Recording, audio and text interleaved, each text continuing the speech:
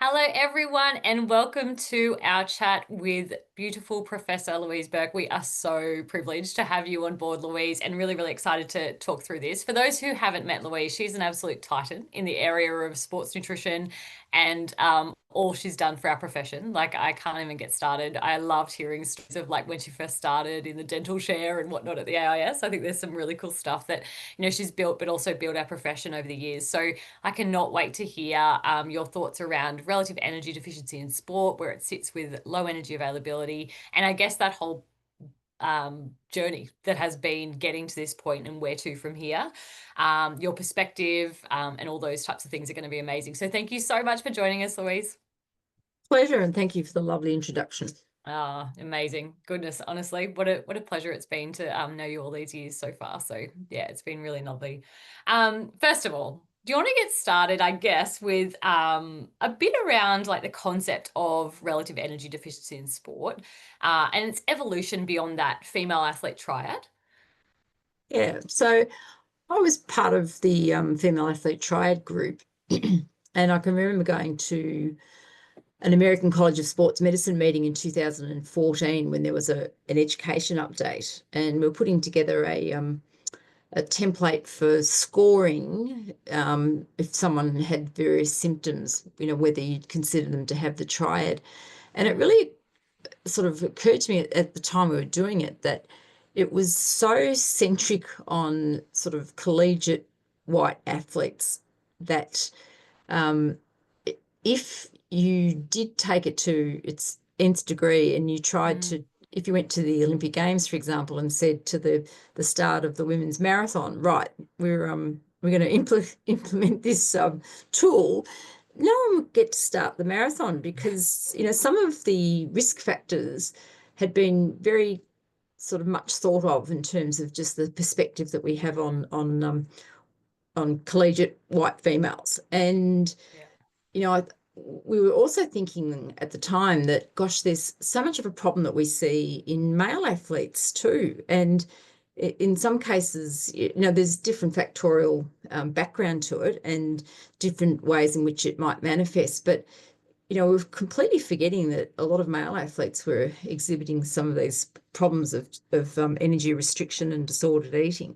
Yeah. So when we then met in the IOC environment and we wanted to do an update on what the Female Athlete Triad was to the IOC, I can remember Margot Mountjoy saying, I think we really need to reframe this. And remember, at the time, the triad was an education piece. It wasn't so much saying that there's a disease or even a syndrome, but rather that there is a need to orient people to the idea that in some sports there are these, problems that exist and coexist, and that we need to bring attention to them so that athletes and coaches can try and prevent the conditions occurring, and that the medical specialists who work with these athletes, who are not often or not always expert sports medicine physicians, sometimes you're going to see a GP about it. So there was a need to do some education of people to be alert to these issues.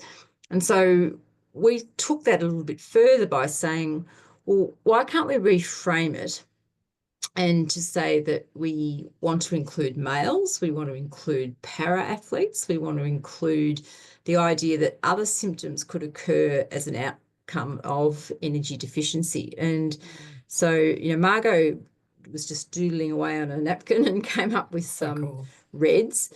And it was always going to be reds for us, but we put that little hyphen in because we thought that at some point there might be like a red M for military and a red D for yes. dance. That's interesting. Yeah. So it was always reds in our mind, but then, half the population started calling it red S. So that was the 2014 model, and it was really trying to reposition that same education piece around alerting people to the cluster of problems that can occur. And so 2014 and 2018 update. But look, by 2020 in COVID, we were all starting to think, it's great that we've drawn people's attention to it, but sometimes when you do that, people overcompensate. and they look for a few symptoms, and then suddenly everybody has got the problem. And, it's happened with iron deficiency when we started to be able to measure ferritin and understand iron stores. And suddenly, what's the threshold for ferritin? Let's make it 50. No, let's make it 60. No, let's make it 100. And suddenly every athlete is iron deficient. So there was a little bit of that going on. And one of the principal causes of it was not recognizing that low energy availability isn't black and white in terms of there's a threshold, and if you're 30.1, then you're over the threshold, and if you're 29.9 in terms of the your energy availability per kilogram fat-free mass, then there was suddenly this huge difference. Yeah, and you could diagnose people.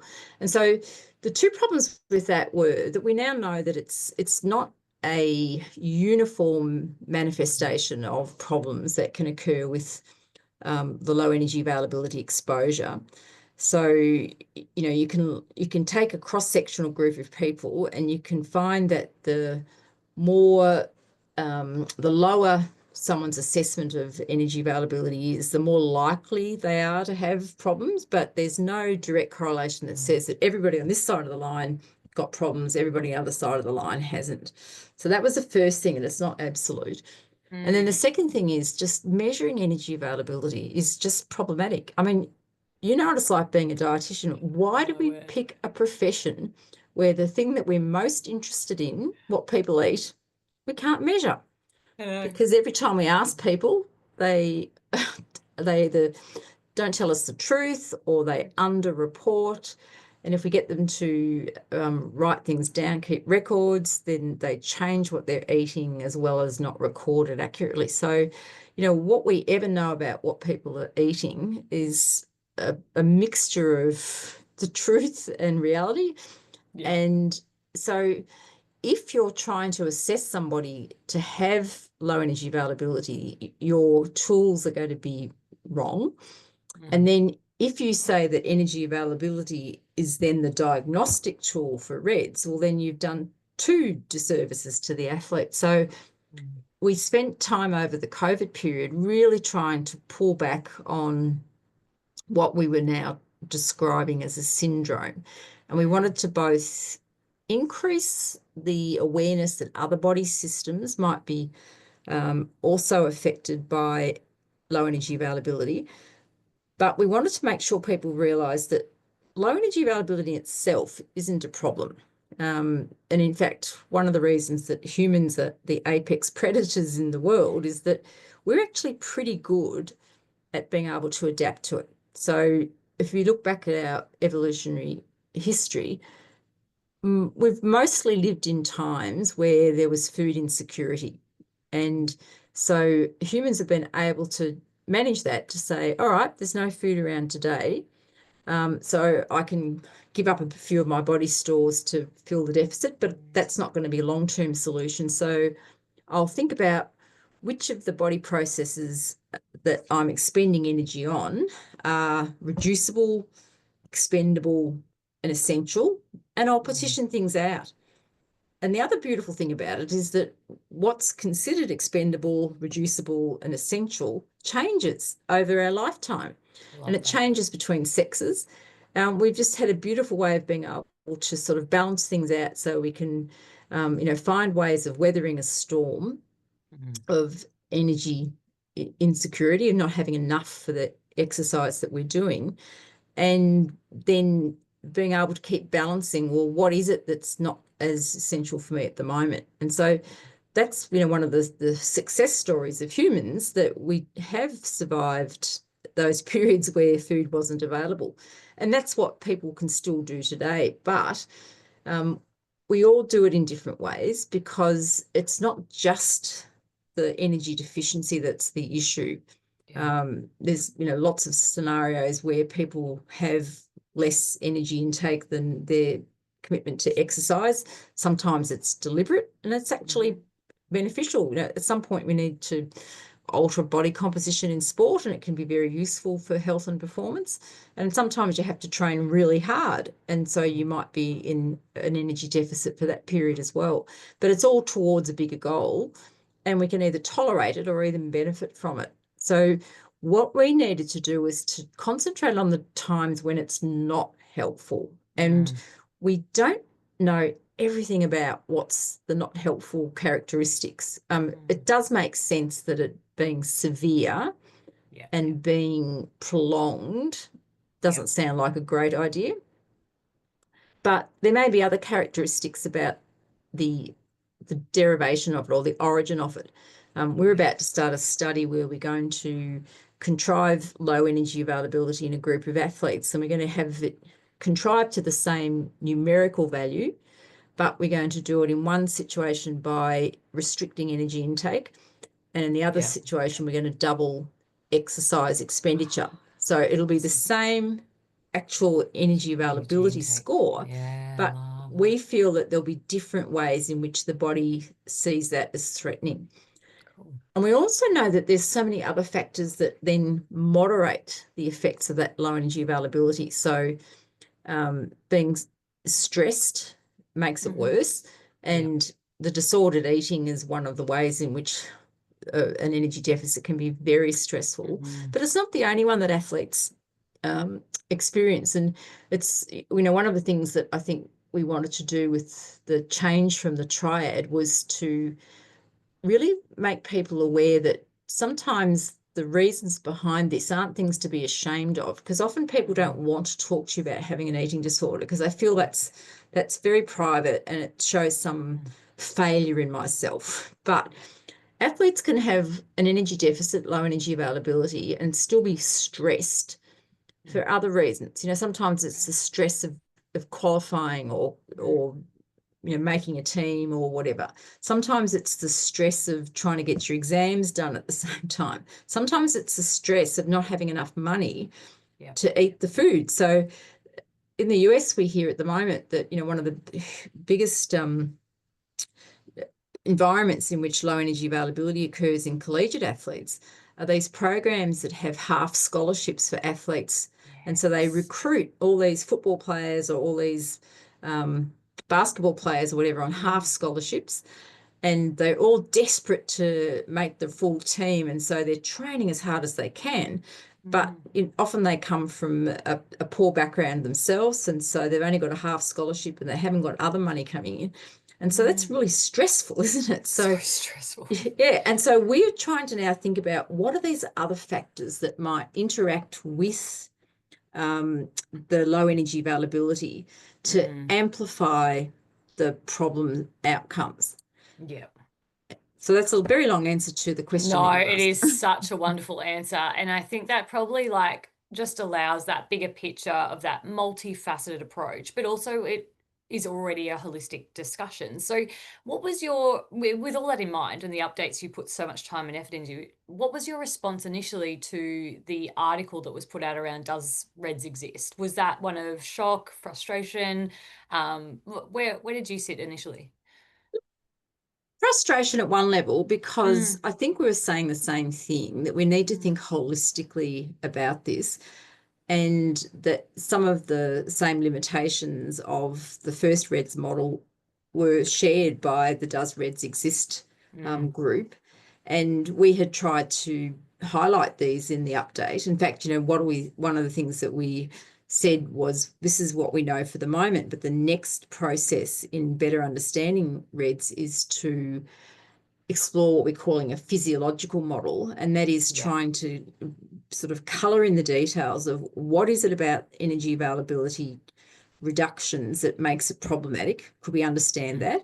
Because there'll be times when you can use that to diagnose. If you have seen some symptoms and you're wanting to try and say, is this caused by an energy availability problem? And you're looking at how does that manifest, and you're sort of you're in two minds about whether the energy deficit itself is the problem or whether these other things are occurring, then having an understanding of where the problem application of energy availability changes occurs is good.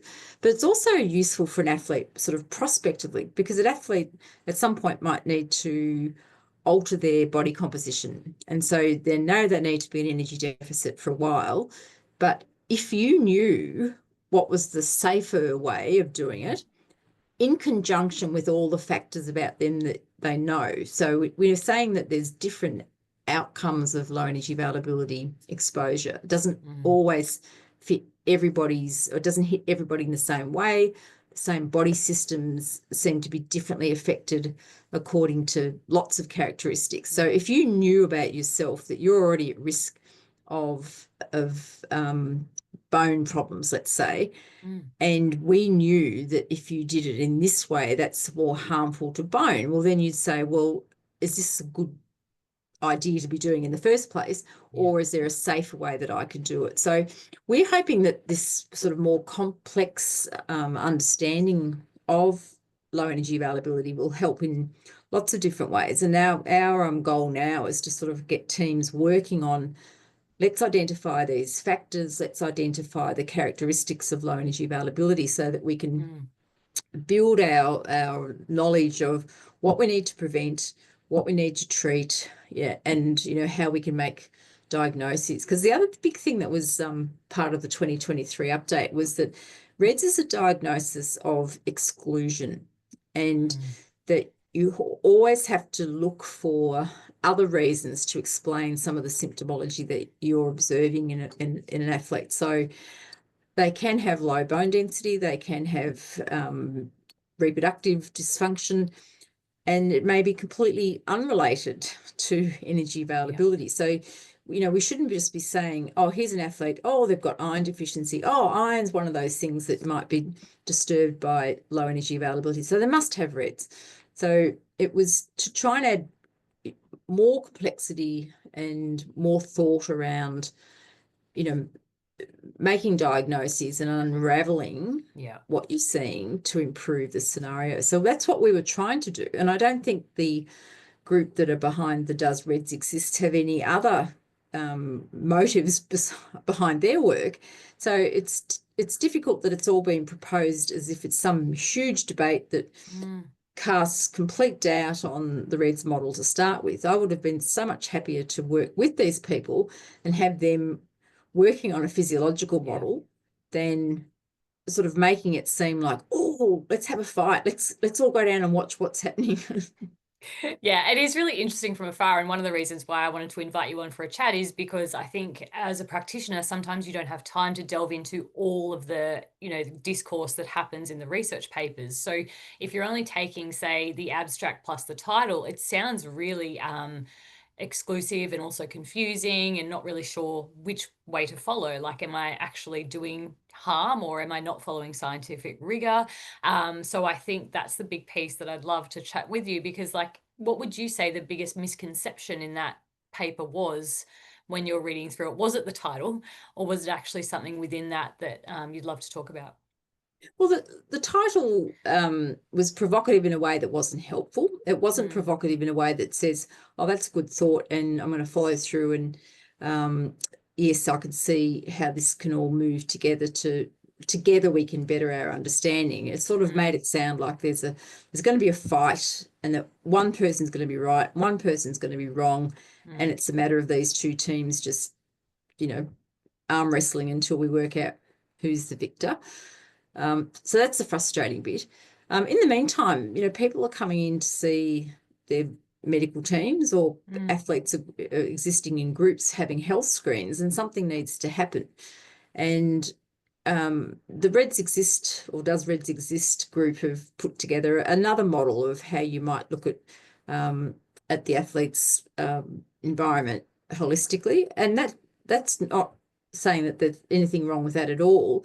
We think that RED-S is just one part of it. The obviously, when we're working with athletes, we don't just say RED-S is all the sports nutrition we ever delve into. When you're working with athletes, you're thinking about their supplement use, and their fueling and their hydration. So we don't want to make it sound like the REDS piece was supposed to replace every aspect of nutrition. And that's another thing I think that the Does REDS Exist paper sort of makes it sound like, that we're also besotted with REDS that nothing else ever gets thought of. But that's really not the piece. The piece really is about, athletes coming in with medical symptoms at early, middle or late stages, and having some way to be able to shepherd them towards the help that they need. And in fact, the diagnosis of REDS, as I said, it's one of exclusion, but if you're using the REDS Cat2 tool, it's quite conservative in picking those people with the sort of orange and red risk factors for REDS to be shepherded towards that diagnosis. And in itself, that isn't the diagnosis. The diagnosis happens in the hands of the medical practitioner, and they use clinical judgment. So it's not just a ticking box exercise that says, without even seeing the athlete, I can make a decision. It's just to stratify people into which ones need to get to that level of having the diagnosis with the tests, appropriate tests being run, and then the medical practitioner uses all their expertise and their experience to differentiate other potential factors that could have contributed it, as well as to say, well, we feel we've got a diagnosis now. There's a way of dealing with the athlete in terms of their current level of play and whether they should be allowed to continue to exercise, because in some cases there's a danger in having people continue to follow those same eating and exercise practices. So there is some level of need to be taking risks very seriously and having an approach that makes the athlete's safety the number one priority, and then start unraveling what needs to happen to get to the bottom of things. Yeah, it's so complex. And I think that just stands to the point of you being a practitioner that also happens to do research, and it brings that real world approach, which we'll definitely get into later in our chat. One big topic that came up a few times in these papers and the return serves was definitely like that scientific rigor and the evidence of like the causation versus correlation. How hard is it moving between like the practical real world sense and then having to kind of disperse that into research language and that evidence side? Well, look, I think in lots of areas of human health, we can't do the studies that can definitely establish causation, because by the time you know about correlations, it's unethical to push it. And I think in our response to the Does REDS Exist paper, we talk about smoking as a sort of a paradigm that has some parallels, because right into the 60s and 70s in my lifetime, there was a lot of discussion about whether smoking was even harmful or not. And it took a long time before there was the ability to say, yes, there's a link between smoking and cancer and other diseases as well.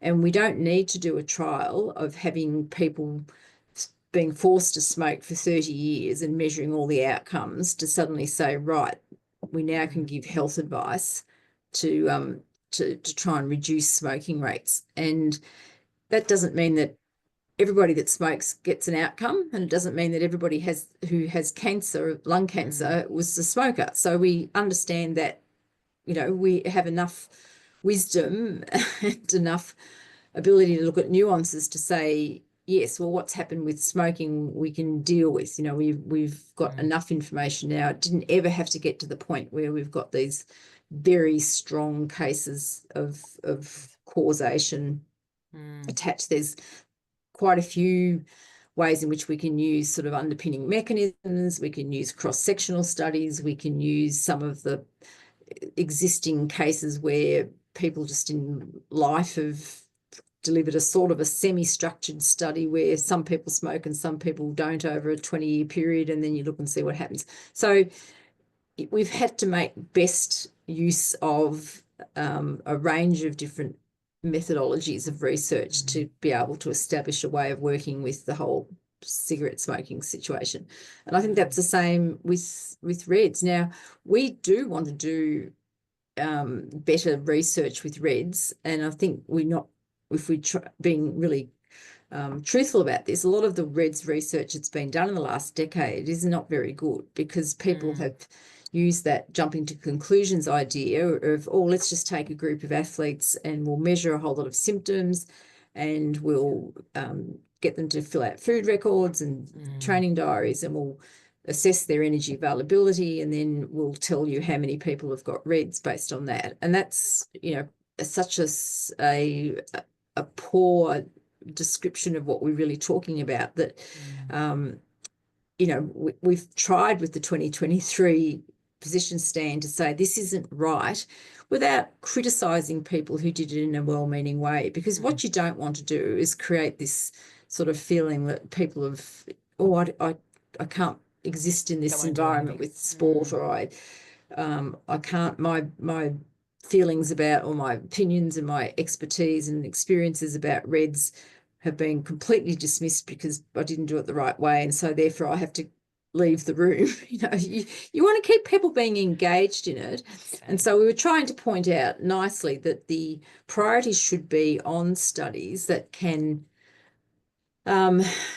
do better external validation. And one of the things that was done in the 2023 preparation was a big study on athletes from Canada, and it did look at a whole range of these symptoms and tried to look at the ones that seem to be most prevalent together when there's severe evidence of the low energy availability.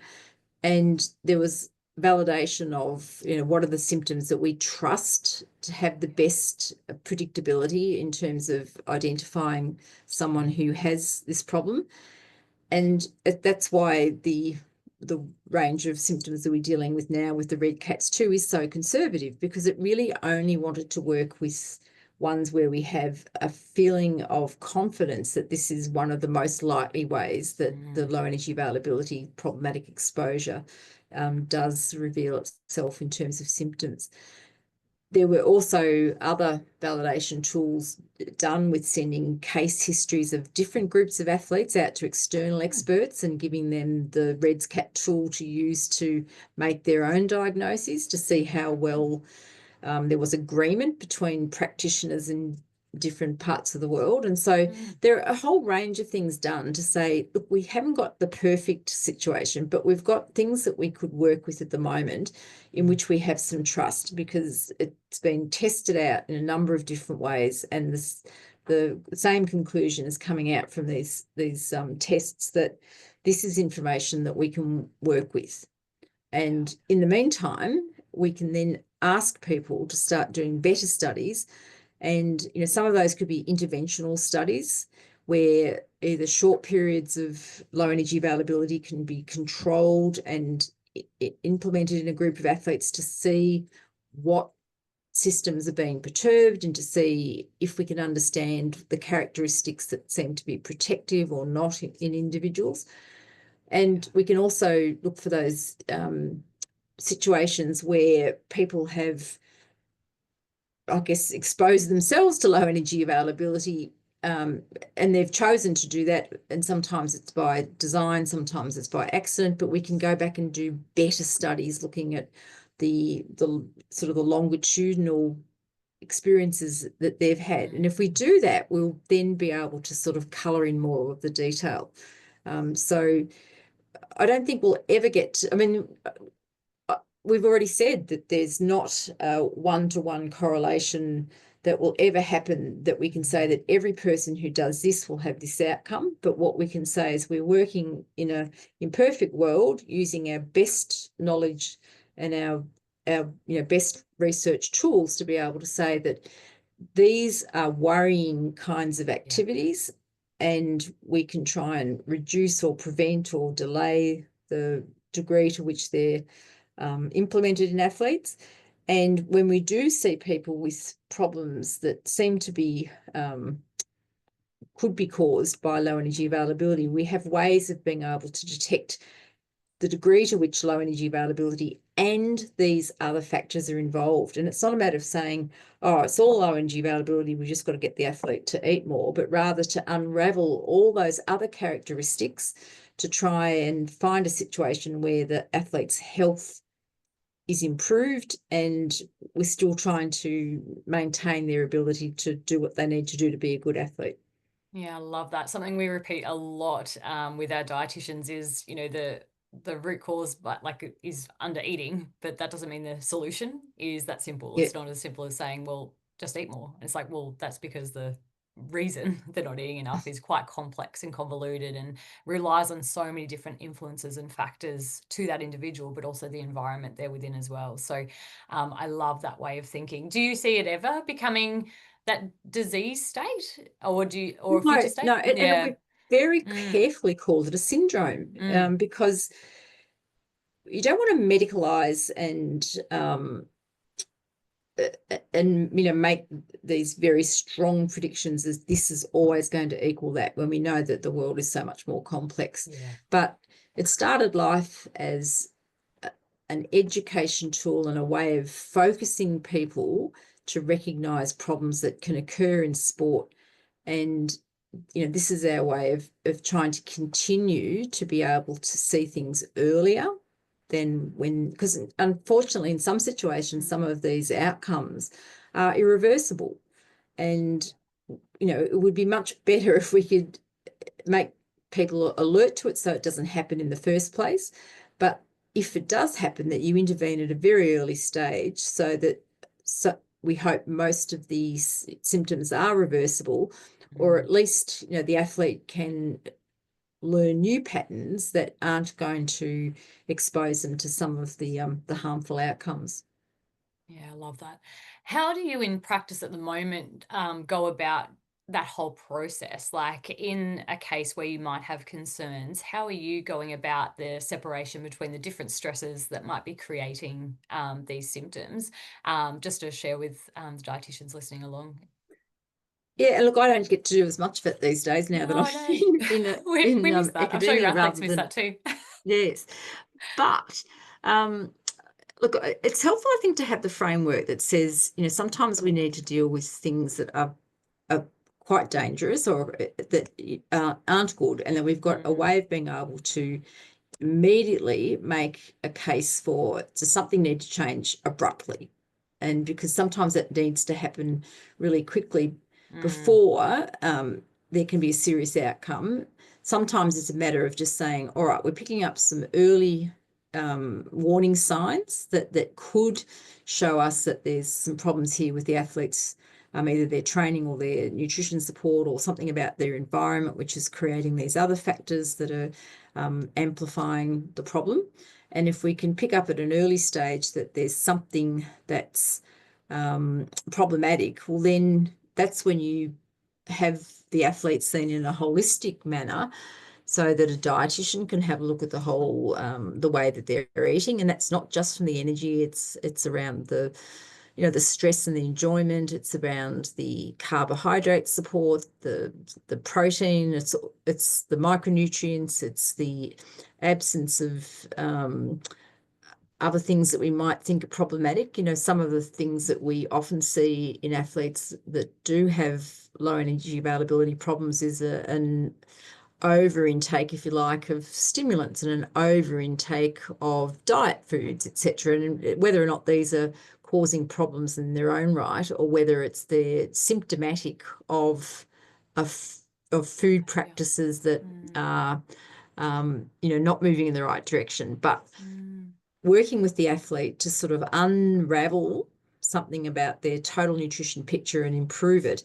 And that's where it can be holistic, because it's not like you're going to be working with that athlete as a dietitian and say, right, today I'm only talking about things that involve energy. So what you're doing with your fueling and what you're doing with your supplements is of completely no interest to me. Of course you don't. It's the opportunity to go and see the dietitian and have a relationship built and a plan that layers on all the different things that nutrition can provide in terms of health and performance for the athlete. And the same thing should be happening with maybe the coach or with the medical doctor and with the psychologist. You know, when you identify which of the support team can come in and be able to do an assessment and say, well, I'm feeling, you know, pretty good that this athlete is doing well in my domain. I'd like to continue to be involved in the treatment because I'm part of a team. Yeah. But from my point of view, this is not making a, you know, we're going pretty well in my department. Whereas in other situations, it may well be, look, we need to put some flags up. There are quite a few things that this athlete could work on, and some of them will be there are problems, and some of them will be just that I'm not optimizing. And so again, it's a matter of putting together the program that says this is all the ways in which my discipline can contribute to the athlete's health and performance. And because we're working together as a team, we'll work with the athlete nicely so that they're not going to get confused that they're getting contrary advice, or they're not going to be confused that we're all saying, we're important, you know, we're more important than everybody else. It's, you know, the idea of having the team is so that you integrate the services the athlete's being offered and the time scale that they're going to be working on. I love that so much, because I think sometimes in our profession we fight for relevance, and that sometimes means we don't admit when things are going well, or we don't hand over in time, or we don't embrace that collaboration as much. A lot of the dietitians that work alongside us are in private practice, and I wanted to hear your thoughts around how you would see that the CAT tool working in a state where you didn't have that multidisciplinary team all in one place.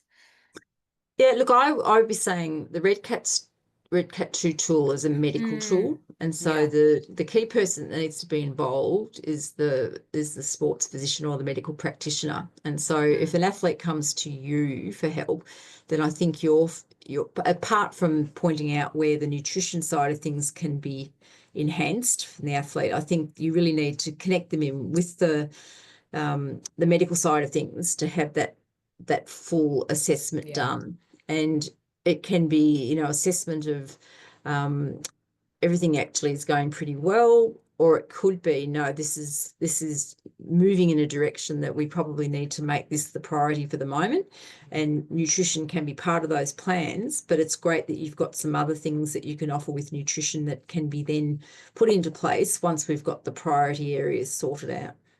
I love that. And really nailing that foundation of what's actually going to enable you to achieve that best performance. It's actually starting here. And it's very similar with disordered eating in that way of, like, you're just opening the door to bigger collaboration opportunities, but also that focus and priority area to enable the best performance for that person in front of you, which is lovely.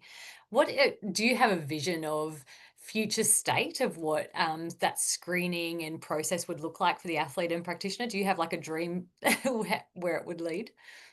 Or what it looks No, like look, in the it's future? interesting to see where this will go, because I guess up until the Does Reds Exist paper, I hadn't thought of this Reds idea as being the dominant or the only thing that sports nutrition was known for. And so, I mean, I think I'd like a little bit like the Reds Exist model to have the whole range of different options and activities that can occur around nutrition to add to the athlete's toolbox.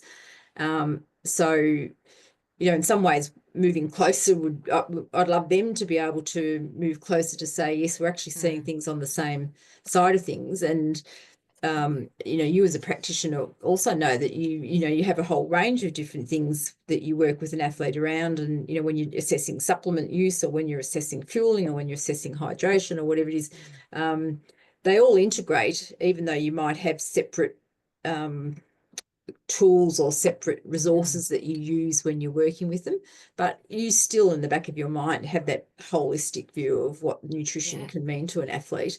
And that doesn't invalidate the fact that somebody's gone to the bother of putting together one of those pieces in a really nice form that makes it easy to implement.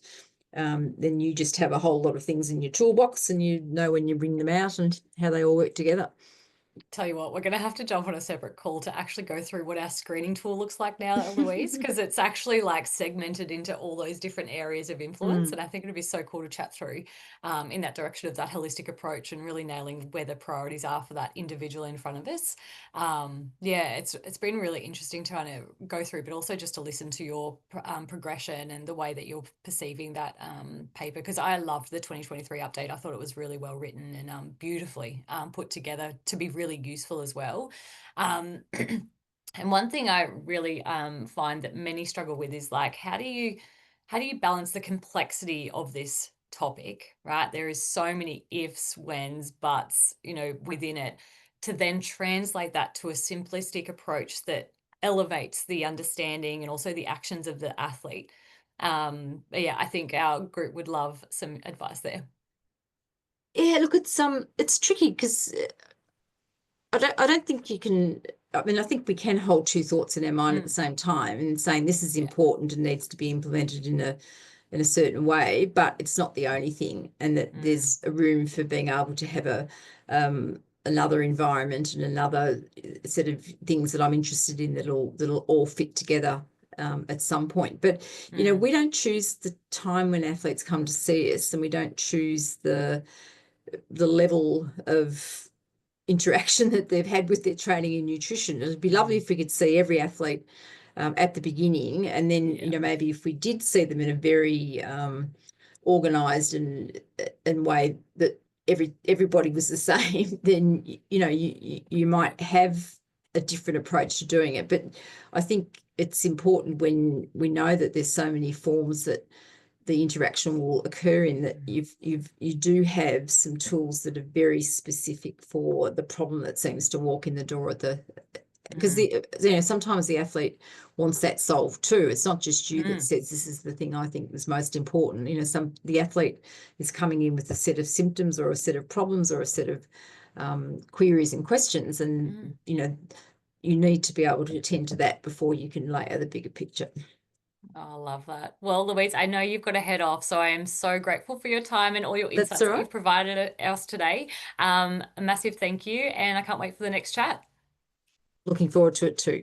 Thanks, Louise. Thanks for all you do to make sports nutrition so wonderfully implemented and top of mind for so many people. Oh, thanks, Louise. Appreciate it. Chat soon. See you.